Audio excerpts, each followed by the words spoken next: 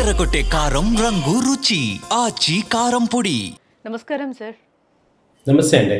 ఈ మధ్య కాలంలో తరచుగా వినిపిస్తున్నది సిబిల్‌కి, అలాగే పెళ్ళికి కూడా ఈ మధ్య కాలంలో ముడిపెట్టిన సందర్భాలు మనం చూసాం సార్. పెళ్ళిళ్ళు గూడా డ్రాప్ అయిన పరిస్థితులైతే కనిపించాయి. ఫస్ట్ ఆ అబ్బాయి ఎంత సంపాదిస్తున్నాడు అనే దానికన్నా కూడా సిబిల్ ఎంతుంది అనేది కూడా చూస్తూ ఉన్నారు. అంటే ముందైతే అటు 7 తరాలు, ఇటు 7 తరాలు అని అనేవాళ్ళు. ఇప్పుడు సిబిల్స్ ఇవి చూస్తున్న సిట్యుయేషన్ కనిపిస్తుంది. దీనికేమన్నా మీరు రెస్పాండ్ అయితారా? డెఫినిట్‌గా అండి. ఎందుకంటే ఇప్పుడు ఆ నమ్మకాలు పోతున్నాయి. ఇప్పుడు మెయిన్ ఏంటంటే నమ్మకాలు పోతున్నాయి. అదివరకేంటంటే ఒక పెళ్లి సంబంధం తెచ్చారు అంటే మనకి నోన్ సోర్సెస్ ద్వారా వచ్చేది. అంటే పెళ్ళిళ్ళు పెళ్ళిళ్ళు పేరయ్యని ఒకళ్ళు ఉండేవాళ్ళు. ఒక మీడియేటర్స్ ఉండేవాళ్ళు. ఇవాళ ఏమైందంటే కంప్లీట్ ఆన్‌లైన్ మీడియేషన్ అయిపోయింది. ఎవరేంటో తెలీదు మనకి. సో, మనం అసల కొత్తగా ఎవరితో డీల్ చేస్తున్నామో తెలీదు. ఈ మ్యారేజ్ బ్యూరోలు వచ్చేసేపాటికి ఏమవుతుందంటే గట్టిగా వాళ్ళ గురించి మనకి తెలియటానికి స్కోప్ లేదు. కాబట్టి ఏమవుతున్నాయి చాలా వరకు నమ్మకం మీద జరిగే పెళ్ళిళ్ళన్నీ కూడా ఎక్కువగా ఫేక్ సర్టిఫికేట్స్, వాళ్ళ యొక్క వెల్త్ ఓవర్‌గా చెప్పుకోవటం, అలాగే వాళ్ళ సాలరీలు ఓవర్‌గా చెప్పుకోవటం, ఇవన్నీ చూడటం వల్ల ఏమవుతుందంటే చాలామంది అమ్మాయిలు మంచి సంబంధాన్ని పెళ్లి చేసుకొని, వాళ్ళు చివరికి ఇప్పుడు రూ. 1,00,000 సాలరీ అని చెప్పి హౌసింగ్ లోన్‌లు ఇయన్నీ కట్టి చివరికి చేతిలో 10,000 ఉండే పరిస్థితి వచ్చినప్పుడు వాళ్ళు ఎంత డిసప్పాయింట్ అవుతారు. కాబట్టి వీళ్ళేంటంటే నిజాయితీగా, సిన్సియర్‌గా చెప్పకపోవటం, విషయాన్ని 100 అబద్ధాలు ఆడైనా పెళ్లి చేద్దాం అని చెప్పేసి అదొక సాకుగా తీసుకొని మ్యారేజ్ చేసేసుకొని, ఆ తర్వాత వాళ్ళకి వీళ్ళకి పడక డిసప్పాయింట్ అయిపోయి, బ్రేకప్ అయిపోయి ఎన్ని పెళ్ళిళ్ళు పెటాకులైపోతున్నాయి.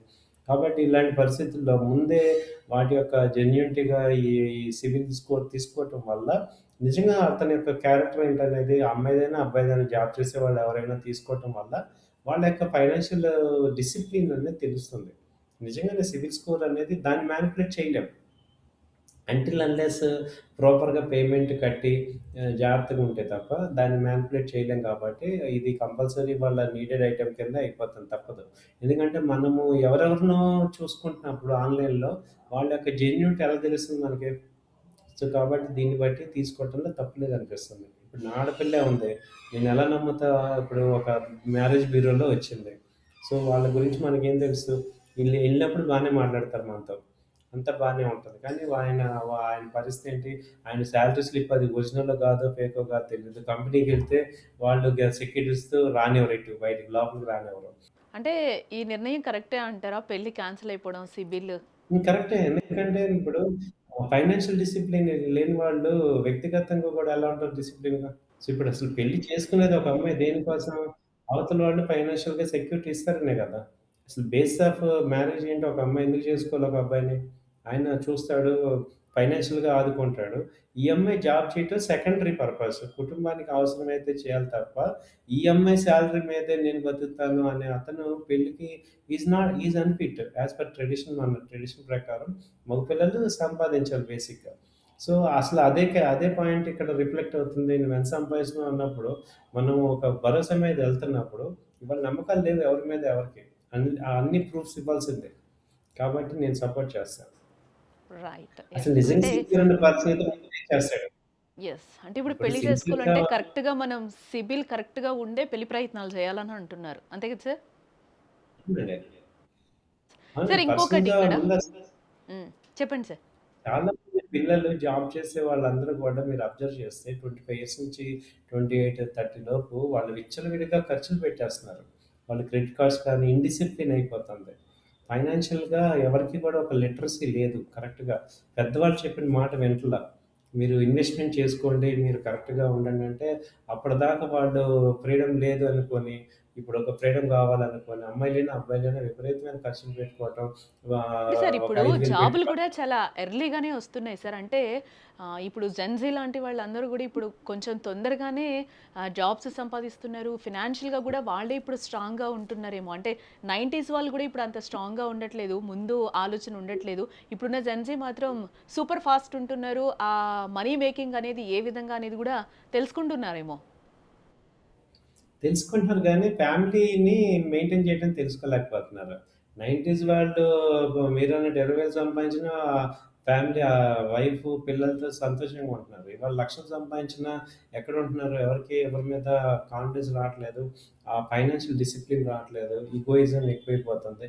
ఎర్లీగా డబ్బులు రావటం వల్ల కూడా పిల్లలకి ఏమవుతుందంటే ఈగో ఎక్కువైపోతుంది. సెల్ఫ్ కాన్ఫిడెన్స్ పోయి, ఓవర్ కాన్ఫిడెన్స్, సెల్ఫ్ ఈగో ఎక్కువైపోయి చిన్న చిన్న క్లాషెస్‌కి వాళ్ళు డిఫరెన్సెస్ క్రియేట్ చేసుకుంటున్నారు. సో, ఇవన్నిటికి రీజన్ ఏంటంటే ఈ సిబిల్ స్కోర్ సరిగ్గా లేకపోవటమే. ఫైనాన్షియల్ ప్లానింగ్ కరెక్ట్‌గా ఉన్నవాళ్ళు ఎవరు అవతలోడి మాట వినటం గానీ, అర్థం చేసుకోవటం గానీ ఇవన్నీ చేసుకుంటాం. ఒక ఇగో అనేది ఇంపార్టెంట్ అసల. ఒక లాయల్టీ అనేది ఇవన్నీ గూడా మన యొక్క సిబిల్ స్కోర్ మీదే మనకు తెలుస్తూ ఉంటది. సరే ఇంకొకటి అంటే మనం సెటిల్ అయ్యే టైంలో మనకొక ఓన్ హౌస్, ఒక కారు అనేది అందరి డ్రీమ్ సార్ ఇది. నార్మల్‌గా మిడిల్ క్లాస్ ఫ్యామిలీస్ గూడా ఆల్మోస్ట్ మనకొక ఇల్లు ఉండాలి. దాంతో పాటు ఒక కారు ఉండాలి అనేది. ఒక రూ. 1,00,000 సంపాదించామని అనుకోండి. ఈ కల సాకారం అవుతుందా? ఇల్లు అలాగే కారు. ఇది యాక్చువల్‌గా మన పేరెంట్స్ ఇచ్చేస్తున్నారు మేడం. ఇవాళ జెన్‌జీస్ ఎవరికీ కూడా అసలు ఇది కల కాదిది. వాళ్ళు పుట్టంగానే వచ్చేస్తుంది. అయితే నేను చెప్పేది ఏంటంటే, అది మెయింటైన్ చేసే కెపాసిటీ తెచ్చుకోవాలి. ఇవాళ ఈళ్ళ ప్రాబ్లమ్ అంతా ఏంటంటే, ఎక్వైర్ చేయాల్సిన అవసరం లేదు. ఉన్నదాన్ని కాపాడుకోవటం అనేది చాలా ఇంపార్టెంట్. మీరు ఈ అమెరికాలో వెళ్ళిపోయి, ఎక్కడికో వెళ్ళిపోయి అవసరం లేదు. ఆల్రెడీ వాళ్ళందరికీ జెన్‌జీస్ అందరికీ కూడా ఆల్రెడీ పేరెంట్స్ చాలా వెల్త్ ఇచ్చేసారు. ఆ వెల్త్‌ని కాపాడుకోవడం తెలియాలి. ఆ వెల్త్ ఇచ్చిన వాళ్ళని సంతోషపెట్టడం, అలాగే పీపుల్‌ని చక్కగా మెయింటైన్ చేయటం. మీరన్నట్టు రూ. 1,00,000 హ్యాపీగా జాబ్ ఉంటే, చాలా కంఫర్ట్‌గా ఇండియాలో చాలా హ్యాపీగా లివ్ అవ్వచ్చు. మనకున్నదాన్ని ఎంజాయ్ చేయటం మానేసి, ఇప్పుడు రూ. 1,00,000 ఉన్నోళ్ళు ఏం చేస్తారు? అమెరికా వెళ్దాం, గ్రీన్ కార్డ్ తీసుకుందాం, అటెళ్దాం, ఇటెళ్దాం, మా ఫ్రెండ్స్ ఎళ్లారు. ఈ కాంపిటీషన్ లైఫ్‌లోకి వెళ్ళిపోయి, పర్సనల్ లైఫ్‌ని డిస్టర్బ్ చేసేసుకొని, ఎటో వెళ్ళిపోయి దాన్ని ఇంకా ఇంకా పెంచేసుకోవాలని చెప్పేసేసి ఈ ఇదవుతున్నారు. సో, నా సజెషన్ ఏంటంటే, అసలు జెన్‌జీస్ అందరికీ కూడా ఆల్రెడీ మీ పేరెంట్స్ చాలా వెల్త్ మీకిచ్చారు. మీ అదృష్టం మాకన్నా మీరు చాలా చాలా అదృష్టవంతులు. కాబట్టి దాన్ని చక్కగా యుటిలైజ్ చేసుకొని, మేనేజ్ చేసుకుంటే, మీరు చాలా బెస్ట్ హ్యాపీ లైఫ్ లీడ్ చేయొచ్చు. అసలు చాలా బెస్ట్ లైఫ్ లీడ్ చేయొచ్చు. కానీ మీకేంటంటే, మీరు దగ్గర ఏముందో మీరు తెలియక అందరూ ఏంటంటే ఏదేదో కావాలని వెంపర్లాడటం వల్ల మీరు డిస్టర్బ్ అవుతున్నారు. మీ తల్లిదండ్రులు డిస్టర్బ్ అవుతున్నారు. ఇండైరెక్ట్‌గా సొసైటీ డిస్టర్బ్ అవుతుంది కాబట్టి, మీరు అసలు ఉన్నదాన్ని చూసి సంతోషపడటం, ఉన్న దాంట్లో బతకటం అనేది ఫస్ట్ మీరు నేర్చుకుంటే మీ వల్ల మీరు బాగుంటారు. హ్యాపీగా అందరూ కూడా చాలా సంతోషపడతారు. ఇది నేను వాస్తవంగా అర్థం చేసుకుంటున్నాను. ఎంతోమంది ఓకే. ఎన్నో కోట్ల హైదరాబాద్‌లో అయన్నీ వదిలేసి అమెరికాలో ఎళ్లి పేరెంట్స్ ఏమో ఇక్కడ వీళ్ళేమో అక్కడ ఉండి చాలా డిస్టర్బ్ అవుతున్నారు. సో, జెన్‌జీస్ అందరికీ ఏంటంటే already they have lot of wealth. వాళ్ళ పేరెంట్స్ చాలా క్రియేట్ చేశారు.